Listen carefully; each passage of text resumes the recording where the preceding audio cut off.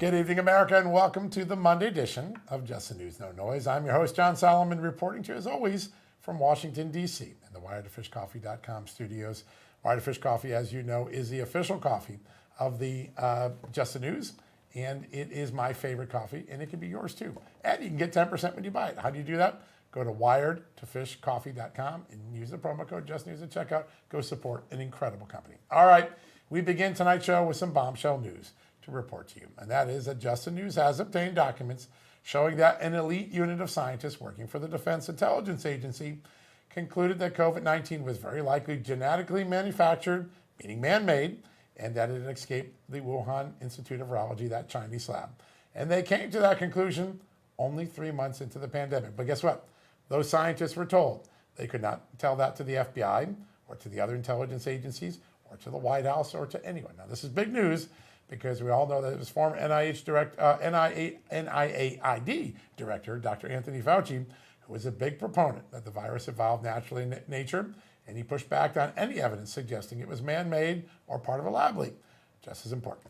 Just the News has confirmed the revelation is now at the heart of ongoing criminal and intelligence investigations into a possible COVID cover-up inside the FBI and in U.S. spies agencies. There are two separate investigations. One's the FBI. One is the Intelligence Inspector General. Those are both big ones. And that means there could be some accountability ahead. We'll have much more for you on this later in the show with Senator Doc Marshall, who played a major role in getting the whistleblowers to the FBI and to the Intelligence Committee. He has a shocking revelation of his own, that American spies found evidence very early on that China planned to create a man-made virus almost identical to COVID-19, but 2 years before the pandemic broke out. That's how much we knew. And that's how much we were kept in the dark the last 5 years. You'll want to stay with us for that interview. Trust me, it's a good one. We also have a lot of information for you on the violent immigration riots that have been raging in Los Angeles for the last few days. We have a report on justthenews.com showing where the advocacy group at the heart of those anti-ICE protests is getting its money. The group in question is named the Coalition for Humane Immigrant Rights of Los Angeles, or CHIRLA. And its own tax records show the lion's share of its money comes from Amanda's state taxpayers. That's right. The state of California grants it more than $30 million in last year. And a few million more came from federal agencies in the form of grants and forgivable loans. In other words, federal and California taxpayers are paying for this anti-ICE group's operations, which have destroyed the city of Los Angeles. We also have confirmed that CHIRLA has been raising money for years on the Democrat online fundraising platform ActBlue. Why is that important? Well, you know, because you watch the show. ActBlue is currently under investigation by the U.S. Department of Justice and Congress. Now, we have all the details on this entire money trail over at justthenews.com. All right, let's bring in my amazing co-host, Amanda Head, for more headlines. You got a lot more to say about L.A., don't you? Oh, boy, don't I always. You know, Los Angeles has embroiled in this, and as I watched all of it happen over the weekend, all of those protests turning violent in L.A., now we have a war of words between the Trump administration and California officials like LA Mayor Karen Bass and especially California Governor Gavin Newsom. And I have to show you how Governor Newsom is trying to frame the violence going on in Los Angeles right now. Check out this post from his X account. It reads, "Donald Trump has manufactured a crisis and is inflaming conditions. If he can't solve it, we will. To the bad actors fueling Trump's flames, California will hold you accountable." So there are obviously a few problems with that post, the major one being that Governor Newsom hasn't solved anything. In fact, he has been responsible for creating the conditions that have led to this in California in the first place. And it's Democrats in California who refuse to stand up for law and order and American citizens who have created this mess. And I know all about that firsthand, living there for years. So it's pretty incredible to see Governor Newsom blame President Trump for the riots, especially because he is trying to take control of the situation, and politicians in California would rather watch the city burn, it seems. And it's even led to Newsom insinuating that California would withhold federal taxes from its citizens. Here it is. Donald Trump is threatening to defund California, but it's Econ 101. California is a donor state. We provide over $80 billion more in tax revenue to the federal government than the federal government provides to the people of the state of California. We help pay federal bills. So if Donald Trump's going to continue to threaten 40 million Americans that live in California, maybe we should consider withholding those resources. California actually is not a donor state. That's a myth that has been going around for a very long time, and there are a lot of arguments against it. But Gavin Newsom can't even do it, and it's sad that he is using this situation to play political games and to try to position himself for a run for president in 2028. Imagine that. So rather than stand up for American citizens in his state, California citizens, and do what's right, and to see him contort himself and try and split the baby on the issue is pretty ridiculous. John, I'm going to step off my soapbox because I have a feeling if I don't, you'll knock me off of it. There you go. Well, or some protester was. Crazy. It's just amazing what we've seen in the last few days. Well, we're lucky to start the show with a dose of common sense. He is a member of the House Freedom Caucus. He represents the great state of North Carolina, and he is on the front lines of trying to heal the problems that have brought this country to so many problems. He is Congressman Mark Harris. Sir, good to have you on the show. John, it's great to be with you and Amanda tonight. All right, I want to start with L.A. L.A.'s burning again. We've seen this many times over the years. The idea that Democrats can't get control of the protests and seem to be egging them on, it frustrates people, I'm sure, that are your constituents, right? It does. It frustrates everyone. And as I've listened and watched this play out over these last several days, I've just been amazed. The president has stepped up to do what he needs to do. I'm thankful. The people of California need to be thankful that he is stepping in as he did with the National Guard.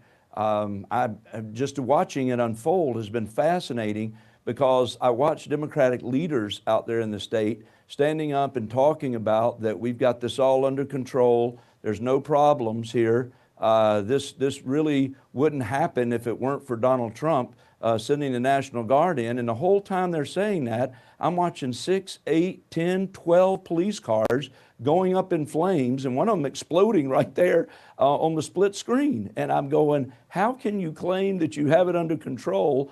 And we see what is happening here. So it really has been a farce.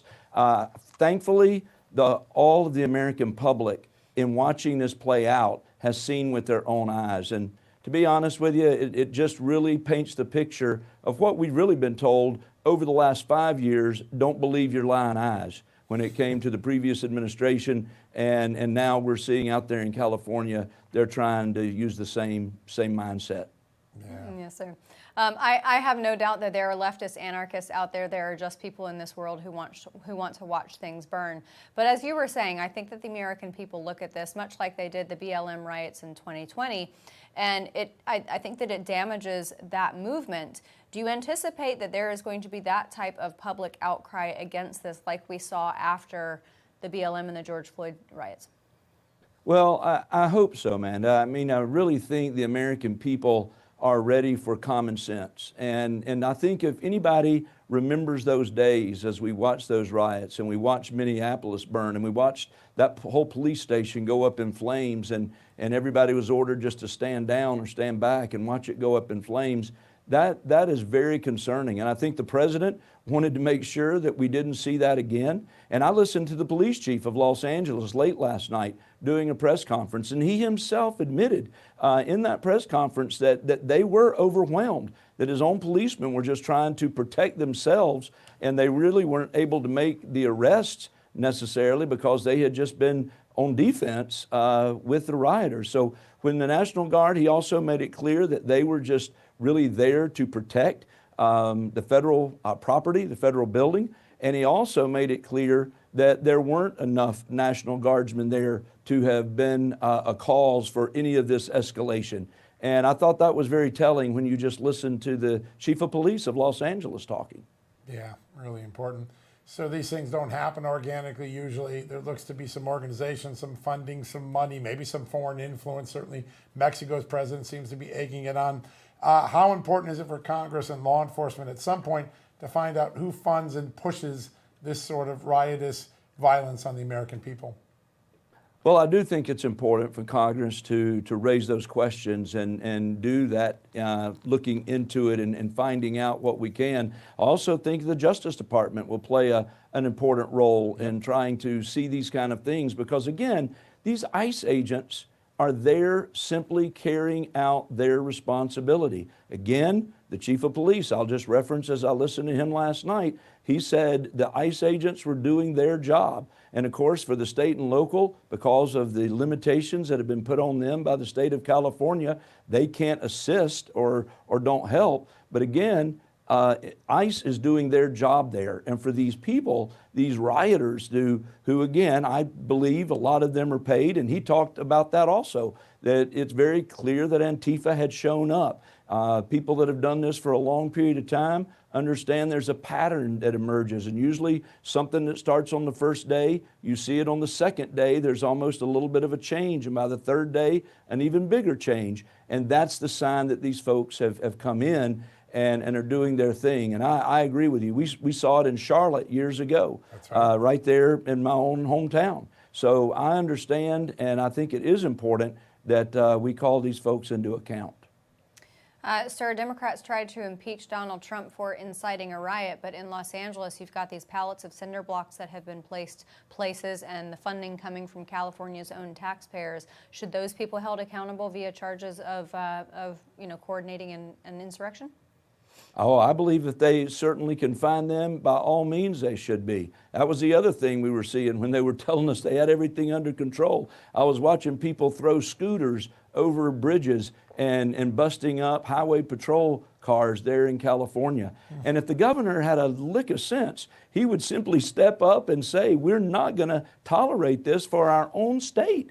And call that into account himself. But instead, he's wanting to somehow pick a fight with the president. He's wanting to create some kind of big media moment for himself.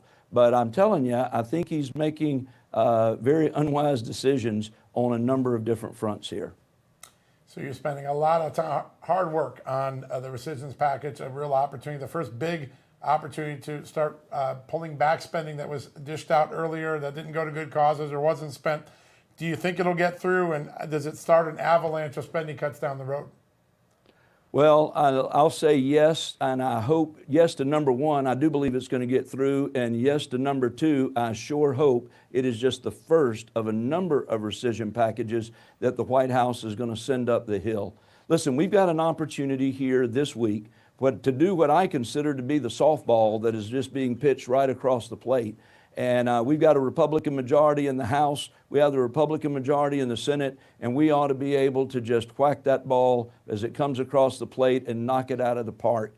And this should be an easy lift for Republicans in the House and the Senate. And I would be shocked of any Republican that doesn't stand up and support these. How you call yourself a Republican when you are really seeing the opportunity to stand up for the American taxpayer.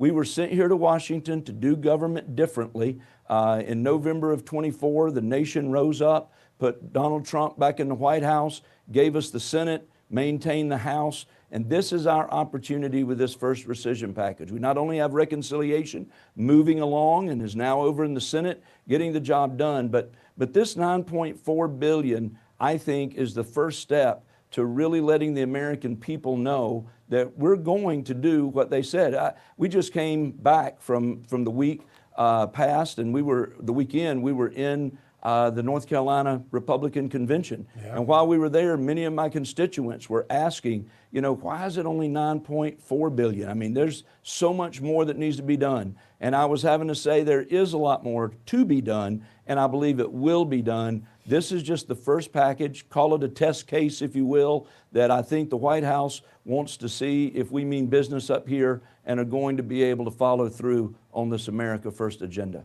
I think those constituents and everyone in America would be happy if this was just the start of a trend, which it may very well be. Congressman, great honor to have you on. I know how hard you're working on this. Great to have you on the show today. It's always a pleasure to be with you. Thank you for having me. Yeah, thank you, sir. All right, folks, we're going to take a quick commercial break. Coming up, California Governor Newsom clashes with President Trump over the deployment of National Guard troops in Los Angeles as riots erupt in immigration protests. Wait a second. Why did this happen? Who's upset? We'll get the next from the great, the one, the only, Victor Davis Hanson right after these messages.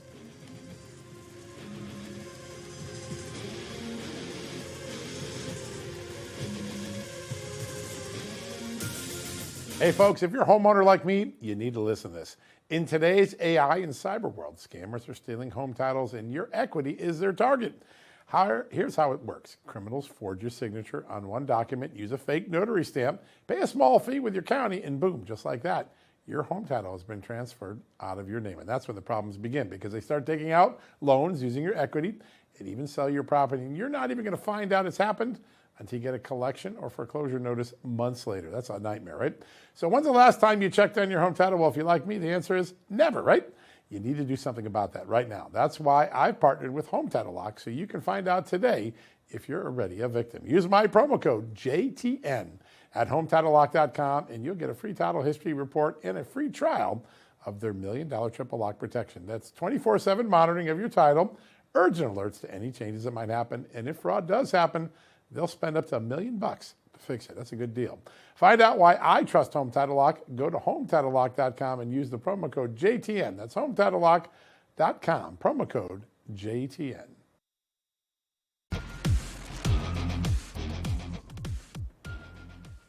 Welcome back, everybody. I'm sure you have seen, because it's dominating coverage, Los Angeles. Well, it's had a tough few days as ICE and other federal authorities have been doing their duty, arresting and deporting illegal immigrants, and all the while officials there, including LA Mayor Karen Bass and California Governor Gavin Newsom, have vowed to oppose the Trump administration's efforts. And it's particularly interesting to see how Governor Gavin Newsom is trying to frame the riots, because on one hand, he can't condone violence, and on the other hand, he can't be seen to agree with deportation efforts, because that hurts with his own party. But it also hurts him nationally, as most Americans now side with President Trump and Republicans on immigration and deportation policy. So joining us now to break it all down is senior fellow at the Hoover Institute. He's also the host of his podcast on the Just the News Network, The Victor Davis Hanson Show. Victor Davis Hanson, sir, thank you so much for being here. Thank you for having me.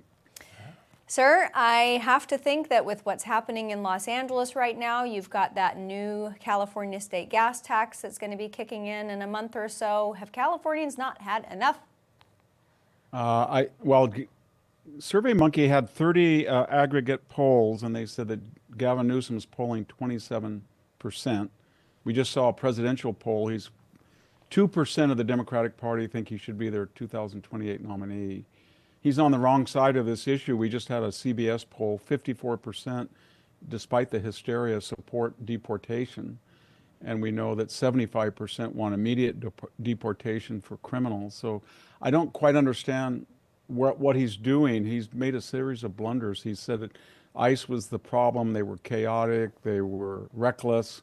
That wasn't true. And then he got into a weird argument with Scott Bessant, and said that he was going to suggest that California not hand over its federal income tax. And as Bessant pointed out, that's a felony to advocate taxpayers not pay the IRS. And I don't know what he was talking about. He said, well, we have $80 billion surplus versus what we take from the government, and we pay all the government's bills. That was complete lie. I mean, that was 1.5% of federal revenue. So I think he just keeps digging deeper and deeper and deeper. And I think he feels the Hispanic vote will be his salvation, but we just had a poll, as you remember, at 110 days on the Trump presidency, and the one demographic that was the most supportive of Trump was Hispanics at 63%.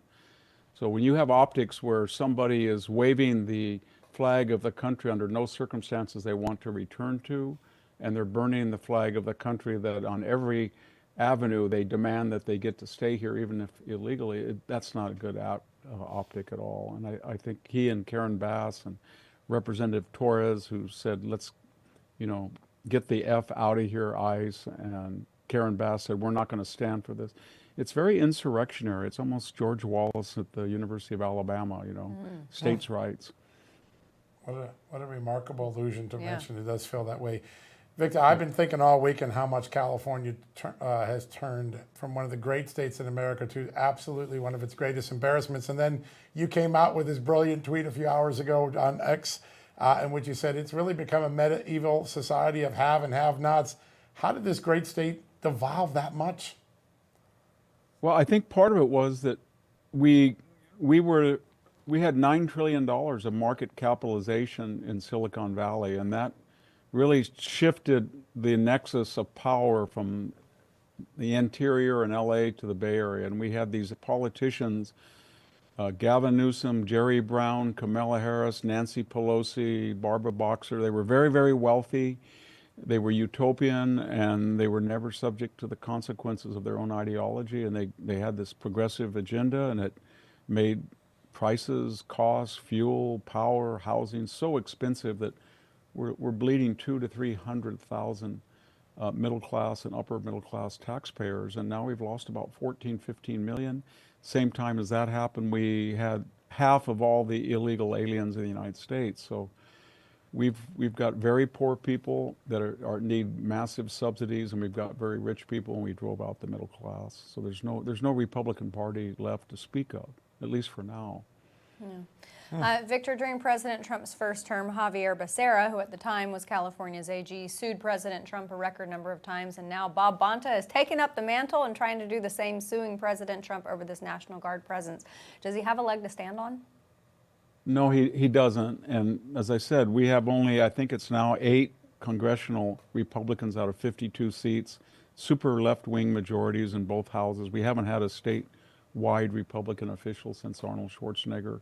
So it's a one-party state, and they own almost everything they do. So when you have the highest gas taxes in the United States, the highest income tax, the 4th highest sales tax, and the highest poverty number of people below the poverty line, and you have 1/3 of everybody on federal assistance, you can really see what's going on. They're taxing the middle. The wealthy are immune from it. They don't care. And then you've got this huge poor group that are on subsidies. Half of all Californians are on Medi-Cal. Half of all births are on Medi-Cal. It's not sustainable, and they can't tax anymore because at 13.3 everybody is leaving. And so we have a quarter of the people. I don't think people realize that it's not sustainable, that 1/4 of all Californians don't pay their PG&E or Southern California Edison bill. And we have the highest rates in the continental United States per kilowatt. It's weird. They took paradise and they made it into purgatory, and people are leaving paradise to go to places that are not nearly as scenic or beautiful or the weather, but they're well run. And so it's They took paradise and turned it into purgatory. I'm going to remember Yeah. that for a long time because it is brilliantly said what has happened. Yeah. I want to turn for a second because we're all working the media business in some fashion. You by your brilliance, us by our news. The media this past weekend showed its ugly colors yet again. There doesn't seem to be any reform, whether it's the ABC fiasco or lots of people in the media saying Tom Homan had no basis to say the illegal aliens he arrested were murderers and rapists and violent offenders when in fact he had the rap sheets. That's why he went to arrest them. Yes. How much is the media a part of the failure of this? Oh, they're integral to it, and it's a media nexus with the Democratic Party, and almost everything they say makes it worse. The polls show that people are sick of the media. They're sick of what is now the Democratic Party. They're sick of Newsom, and I don't know why they're digging deeper, but when you start siding with violent people, whether it's Luigi Mangione, the killer of the United Health executive, or Mr. Soleiman, the killer who tried to burn Jews, or you have Mr. Abrego Garcia, and now all of this sympathy and empathy for these radical and violent protesters, it doesn't appeal to the American people, and that's why they get more and more frustrated. And all they have left is Trump, Trump, Trump, Trump. No alternate, positive, constructive agenda. Yeah, Victor, I mean, California, as you were mentioning, such a gorgeous state, has so much to offer, so many natural resources, such rich cultures in the cities. But as I look at every avenue that could save California and turn it around, every single one of those avenues starts with voter ID. But you've got a supermajority in Sacramento. Is there any hope of that ever happening? The only hope is, 27% of the resident population was not born in the United States, and we have no civic education, no real encouragement of assimilation, integration. But the Hispanic population, as I said, it's polled 62% in favor of Trump's first 3 months. And here in the San Joaquin Valley or places like the Inland Empire, anywhere outside the coastal strip, which is about 1/3 of the population, you get the impression that, and the Hispanic population is about 46% that identify as such, that they're starting to move substantially to the center and right. And if that should happen, I think the Democratic Party would be in big trouble. The problem right now is that they have all this money from Silicon Valley, but that is also interesting because we saw Donald Trump alone of any Republican able to flip Andreessen and Horowitz and David Sachs and maybe it's Mark Zuckerberg and Bezos, at least away from the hard left. So I think we're in the middle of a change. Because we're in the middle, we can't really appreciate it. But things are starting to change because what can't go on won't go on. And I think we're at that point now in California. It's heartbreaking. Folks, if you enjoyed hearing this commentary, you can hear it every day over at justthenews.com, where there is a whole backlog of his inventory there, host of the Victor Davis Hanson Show and senior fellow at the Hoover Institute. Yes, everybody go check out his podcast. Victor, great to see you. Thanks for being here. Thank you. He has such a great podcast. Wow. And it's at Just the just News. such a great analysis. I mean, just Absolutely. the analysis he just gave us is so brilliant. A beautiful Paradise state to crush. Purgatory. Yeah, Yep. Paradise to Purgatory. Wow. All right, everybody, coming up, explosive new revelations suggest some scientists in the government thought COVID-19 may have been genetically engineered and escaped from a Wuhan lab just 3 months into the pandemic, and now whistleblowers and FBI investigators are uncovering what intelligence agencies may have tried to hide. We're going to go into that with Senator Doc Marshall next.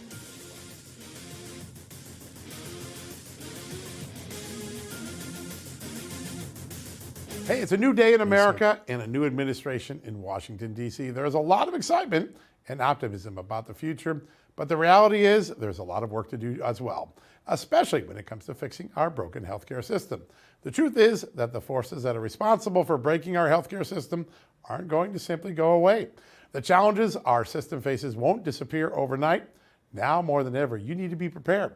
That's where the Wellness Company comes in. Their doctors are medical professionals that you can trust, and their line of prescription medical kits are the gold standard when it comes to keeping you safe and healthy, as well as your family.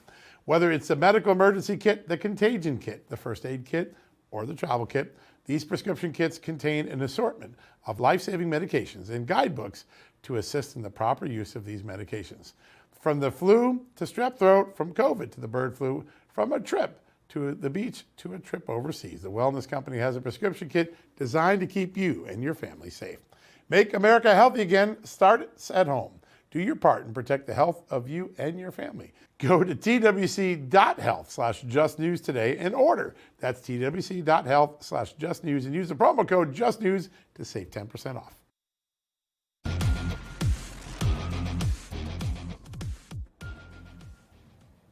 Welcome back, America. We mentioned at the top of the show exactly the story that we broke, that the Defense Intelligence Agency knew for 4 years that COVID was lab originated, man-made, and that it likely leaked from the Wuhan Institute of Virology, but people didn't share it with the other intelligence agencies. They didn't share it with the American public. Joe Biden didn't share it with the American public. Joining us now, the man who made that revelation possible. He started pressing the intelligence community a year ago to get these documents out and to get the whistleblowers at the heart of that story the attention they deserved. He is the great U.S. Senator from Kansas, Senator Doc Marshall. Senator, welcome to the show. John, it's great to be with you. And this another chapter is unraveling. The latest developments prove what we've been saying for several years now, that the Defense Intelligence Agency, an agency within the Defense Department, had decided that this virus was from a laboratory. This is June of 2020. I mean, these years run together, but this is just 3 months after the virus is out. They think that this comes from a laboratory, but someone squelched that. They would not let that get all the way to the White House. So they were concealing vital information. Don't you think that if someone had told President Trump in January, February, March that this may have came from a laboratory, he would have had a different reaction? I think he would have. Yeah, no, I think you're right. Now, your office dealt with some of these whistleblowers. You got them into the intelligence community. They're now working with the FBI. What do those whistleblowers tell your staff? Well, just that the intelligence agency within the Defense Department had concluded that most likely this was indeed from a laboratory. And this is such a complex issue. There's 18 agencies within the intelligence agency, if that makes sense. You know, it's the FBI, the CIA, and they all look at this and they come up with a different conclusion. But several people with each one of those committees, each one of those agencies was saying this is from a laboratory. But Dr. Fauci was having none of that. He said it was impossible. But I think a little common sense would tell you that most likely this virus came from a laboratory. So they were constantly just confirming our worst nightmares, really. Senator, I'm not a scientist or an epidemiologist or a doctor, but I can imagine that knowing its origin would be very important in developing vaccines, in treating the virus. If we had known this from the beginning, or at least in 2020 when they knew this, would this have affected the severity, the longevity of the virus, and the way that it affected our country? You know, I do. I really think that if President Trump knew that this virus was from a laboratory in Wuhan, China, he would have even proceeded more quickly to a shutdown from keeping people from getting in here. And I don't know that we would have ever been able to keep it out, but we certainly would have slowed the spread, to borrow one of Dr. Fauci's terms. And I just want to emphasize to people, this technology is called gain-of-function technology, where we take a known virus and make it angrier, make it easier to infect people. There's been no benefit ever proven from this. It's never shown any benefit at all. And what this instead caused was the death of at least 1 million Americans, 20 million people out there with long COVID. It's not over with. There's another new strain ripping through China right now that's killing a lot of people. So this will never be over with. I think it should really give us guardrails in what we're going to do in the future. Should this type of research be allowed? Certainly America should not be paying for this type of research to be done with our enemies. Sir, in the great oversight letters that you did last year and earlier this year, there's one extraordinary revelation. The first time I read it, I had to read it 3 times, and then, oh my goodness, this is huge. And that is that we have in our intelligence community evidence that China was trying to develop a virus just like COVID-19 in 2019, maybe even try to develop the antidotes. That's a smoking gun that China is trying to create dangerous viruses. Why didn't that get more attention in the intel community earlier? I think it had to be all suppressed, but you're referring to what's called the DEFUSE grant, DEFUSE, and basically that grant application 2018 outlined exactly what the Chinese did later. Didn't get funded. That particular grant did not get funded, but it outlined exactly what was happening. And thank goodness for a whistleblower who brought that grant to us. As you can imagine, in a haystack of research grants out there of applications, it took a whistleblower to bring that particular grant to our eyes, just again, to raise the suspicion. When I read that grant proposal, by that time, so my background is biochemistry, nuclear engineering. When I was reading the background of COVID and what it looked like, that it took a SARS backbone and put a new protein spike on it, I said, oh my gosh, they designed this grant. They did exactly what they asked for. So thank God for those whistleblowers that brought that grant application to our eyes. Sir, you have shown an obvious, voracious appetite for investigating and getting to the bottom of this. As you were going through the process, you were probing documents and people and all of the issues surrounding this. Did you have a lot of help from your Democrat colleagues? Do they seem as interested, or did they seem as interested in getting to the bottom of it as you were? You know, this eventually came very political. Anything that touched Fauci, he was the god of all of this. And anything that might stain his reputation was suddenly taboo. No one could touch him. And I really think that he's the center of this cover-up. He was controlling so many grant dollars. I think that's what this is all about. So the Defense Department got a large amount of grant money to study different things. And Lord Fauci was controlling all these grants. It was way more than just NIH grants. He was essentially, the Defense Department would get a grant and then he would match it with one of his own as well. So I think this was all a massive cover-up led by Lord Fauci, trying to cover up what he had done, that he had funded this research. There's no doubt now that he helped fund this COVID-19 research, his gain-of-function research. This was his baby. It goes way back to his first work on HIV. Senator, I want to ask, there is 2 serious investigations, one with the FBI, the other with the intelligence community, DIA, and Inspector General of the Intelligence Community. From what you know, do you think there is criminal liability? Should there be arrests? Should there be criminal charges? The FBI had an ongoing investigation that was kept from some of this information. Do you think it rises to the level of criminality? You know, here I'm not a lawyer. I'm not a prosecuting DA, that type of thing. But in my heart, all I know is 1 million Americans dead, 20 million people with long COVID, that the suppression of this information makes them somewhat liable liable for what happened there. So in my estimation, yes, it does. I think it's the cover up, right? It's always the cover up. We'll follow the money. We're going to follow the details. So I think with Kash Patel there in charge of the FBI, I'm actually hopeful. But really, the Inspector General there within the intelligence community, I think this rests upon his or her shoulders. I don't know who that person is, that it rests on their shoulders to bring all these pieces together. It couldn't be more complex to go back through those 18 different agencies and see what they knew when and then who was covering that up. But I would think the suppression of information that led to the death of 1 million Americans would rise to criminality. But that's just an opinion. Senator, before we let you go, I do think, I hope anyway, that Anthony Fauci's days of governmental business are over. But if there are other Anthony Fauci's in the future and they attempt to suppress something like this, is there a mechanism set up now so that that can't happen? So, that's why we have these committees up here. You have Jamie Comer over on the House side leading the type of committee that would research this. And over here on our side, Rand Paul has a committee that can investigate about anything he wants to, and Ron Johnson leads the subcommittee. But it's really hard to be proactive about it. Eventually, you think it would go back to the quality of the people having these places. This is one more reason I think we need term limits on people in high positions in the government, that at this power that Fauci over decades of service was able to accumulate power.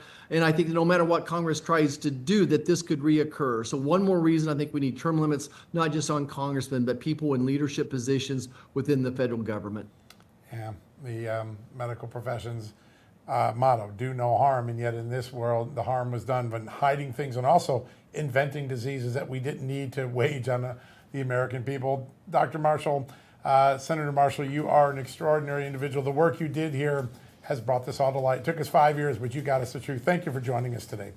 Thank you. And I just want to say thanks to all my staff who have just worked so hard on this as well. We wouldn't have gotten anywhere without some really knowledgeable people, patriots. I keep talking about we are the patriots. There's no cavalry coming. We are the cavalry. Let's get this locked up and make America healthy again, safe again.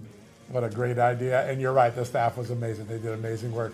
Senator, thanks so much for joining us. Great to have you on the show, sir. All right, folks, we're going to take a quick commercial break. When we come back, more discussion right around the corner.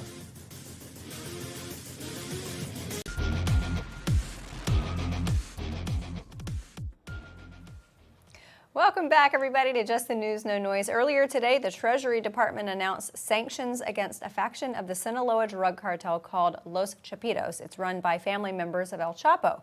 The Treasury also announced that they are designating a regional network of Los Chapitos associates and businesses based in Mexico that help with trafficking, extortion, kidnapping, and money laundering. The Sinaloa cartels traffic drugs, including fentanyl, and into this country. So joining us now to react to this news, a mother who lost her son, Weston, to the scourge of fentanyl in America, and an advocate for the fight against fentanyl, Ann Fundner. Ann, great to see you. Thanks so much for being here. Thank you for having me on. Yeah, as we were just discussing, I don't know if people realize how important it is to have the Treasury Department in lockstep with this administration on the immigration issues, but it's going to have a big impact, isn't it? Absolutely. People really don't realize how much the Treasury Department has to do with this fight in the border and keeping fentanyl from coming over here between tariffs and now between sanctions. They're sanctioning, foreign terrorist organizations. And in this particular one, El Chapo's children. This is very important. Sinaloa cartel is responsible for the majority of fentanyl over here. And what the Treasury Department is doing while working with some of the other agencies is incredible. Yeah, how do you ultimately get rid of the fentanyl? Because a lot of it is already here in this country. You can stop it at the border, you can keep more from coming in. But once the horse is out of the stable, how do you get it back in? Well, the most important thing is getting rid of all the cartels. They need to go. And this is just one effort to dismantle the cartels. And all the cartels need to be fully dismantled. And then you'll see a drastic reduction in fentanyl. President Trump has done everything possible so far, and he continues to do everything he can to reduce the flow of fentanyl. Fentanyl deaths are down in just a short period since President Trump's been in, but he is working with the other departments, the Department of Homeland Security, Department of Justice, the Treasury Department, Tobacco and Firearms, DEA, all the agencies are working together to make sure that we take care of this, but the cartels need to fall. And I want to talk a little bit about another person or another entity in this chain of death that fentanyl has become, and that is China, which does all the precursor development. Tell us what you know about China. Is it slowing down? Is it still conspiring with the cartels? Has Donald Trump changed the dynamic with China a little bit in his few short months in office? President Trump is doing everything that he possibly can to reduce the flow of fentanyl from China. The precursors that go over to the cartels where they transform it into blue press pills with fentanyl sprinkled in and other pills. China needs to cooperate more. The factories need to be fully closed, but President Trump has closed the de minimis loophole, which That's huge. made for packages under $800 not being inspected. He put triple tariffs on companies like Shein and Temu. China is definitely needs to work more with President Trump, but I think that China President Xi is giving President Trump a little bit of difficulty. That is a big key to keeping this from coming over here. So we need to work further with China as well to keep the score of fentanyl from coming over. Yeah, the de minimis loophole, a big deal. And Kentucky Attorney General Coleman, I think, was on the show, but huge strike in the fight against fentanyl. And as you look at what's happening in Los Angeles right now, these riots ostensibly over illegal immigrants getting deported, although we're now finding out that this is very well funded by American and California taxpayers. But as you look at sanctuary cities that, at best defend and at worst harbor criminal illegal immigrants in this country, that's got to be shocking for you. It's got to be a shock to the system and other parents who have lost children. It's horrible. It's shocking, but at this point, I'm not even shocked anymore because it's been happening so much. I don't understand what people are thinking by trying to fight getting rid of criminal aliens who should not be over in the United States. I don't understand what Karen Bass is thinking. I don't understand what Governor Newsom is thinking, why they would possibly ever try to protect people who are here illegally, who have committed crimes. People like my son are dead because they do not criminalize here. So it should be shocking, but I've lived in California a long time, and I know that California doesn't want to do anything. What is the agenda behind it? And by the way, it's not only being funded by American taxpayers. You can also look at overseas money coming in, like the cartels funding things like this. People are paid protesters. These people are are throwing rocks and boulders at police cars who are trying to do their job. We need to protect our law enforcement, not protect the illegal criminals who are over here. It is disgusting. It is heart-wrenching. And to me, it's insulting. I don't even know what they are thinking or what the agenda is behind it, other than there must be something in it for them. Just amazing, Ann. For your courage. It's always incredible what you've done to fight for all the victims, all those who will be saved from being victims because of the courage you've shown. It's always a great honor to have you on the show. It's an honor to be here. Thank you so much. Yeah, thanks so much. All right, everybody. Up next, one of our favorite folks here at this network, Ben Bergquam, is on the streets of LA covering those protests, and we're going to be joined by him in just a few minutes. Got a little bit of news that we can just cut in. It just happened. Oh, the tell me. Pentagon just a few seconds ago did deploy the 700 Marines. All right, there you go. 700 active duty Marines on the way to Los All right, Angeles. on the ground in LA. So Ben's probably going to have some news about that as well. All right, we'll be back after this break.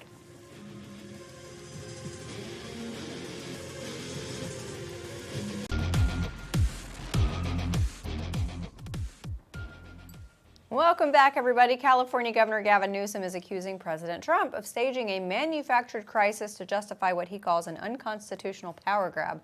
But what's the reality on the ground? Joining us now to tell us all what is happening in Los Angeles tonight is Real America's Voice correspondent Ben Bergquam. Ben, good to see you. Hope you're being safe, my friend. I'm very curious about these people there on the ground because I look at the optics of burning cars, burning buildings, hurling objects at law enforcement. Scooters right off a bridge. Throwing scooters. Well, that's been happening in LA for a long time. They'll run them into the ocean and think nothing about it. But I have to think that these protesters know that the optics aren't good. But do they care? Do they actually care to bring people over to their argument's side, or are they just there to agitate? Yeah, that's a really good question. You know, we had that for the first 4 years under President Trump, where Antifa basically burned down America. You had the same thing with BLM. But I would say it was effective. I mean, you look at what it did to the politicians in America. It basically got the right to cave, most of them other than President Trump, and it got the left emboldened that violence is the answer. And so there's this sentiment in America, rather than, you know, not disciplining kids. You can't discipline kids. This guy was just taking my picture. I want to make sure we get him. So you definitely have Antifa out here. He was taking pictures of me. We got Antifa up on the wall there. I just want to make sure we get him too. But there's no question about it. There's this sense that if we scream loud enough, if we cause enough violence and disruption, that will get them, the other side, to quit. And for the longest time, it's worked. But the difference now is President Trump, guys like Tom Homan, Stephen Miller, and some of the administration that say, bring it on. So we'll see. I mean, this is the battle we're in. We are in a fight for the survival of our nation, and it's right out here. You've got forces in our country that want to destroy this country. You've got the La Raza contingent out here that doesn't believe that, in particular, California belongs to America, and they want to take it back. They have a whole swath of southern part of America that they believe belongs to Mexico. They want to take that back. You have other communist forces in here that want to destroy this country from within, and so you got all of these groups coming together now. Some of them for immigration, some of them simply because they want to destroy this country from within. You've got the Palestinian contingent out here. You got the CCP out here. All of this, all in one place, but it's simply to undermine this country. Unbelievable. Ben, one of the things that's undermined the country is the false narratives that the media keep giving us. A couple days ago, it was the people that Tom Homan sent to be arrested were innocent, hardworking people. They weren't. They were second-degree murder, sex offender, several armed felons.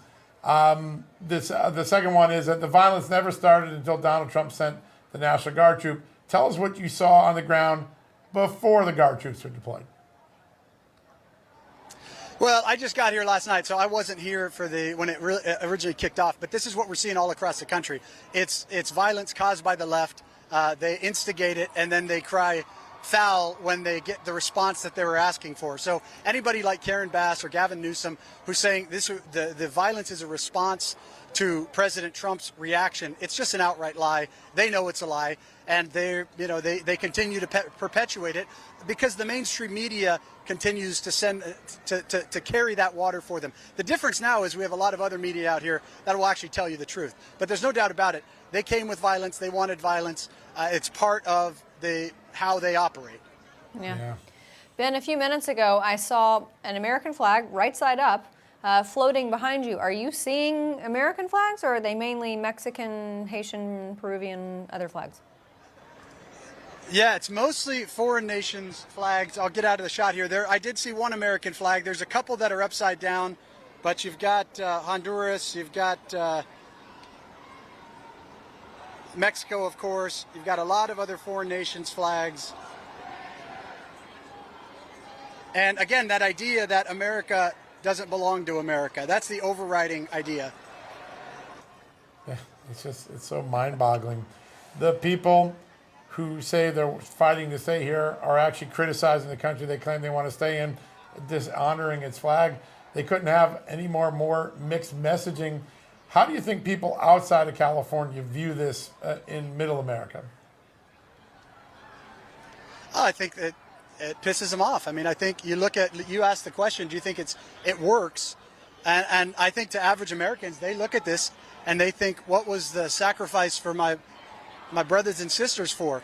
Why did we fight and die for our country when you're giving it away to people that want to destroy it? And so I think they're disgusted by it. They're rightfully disgusted by it.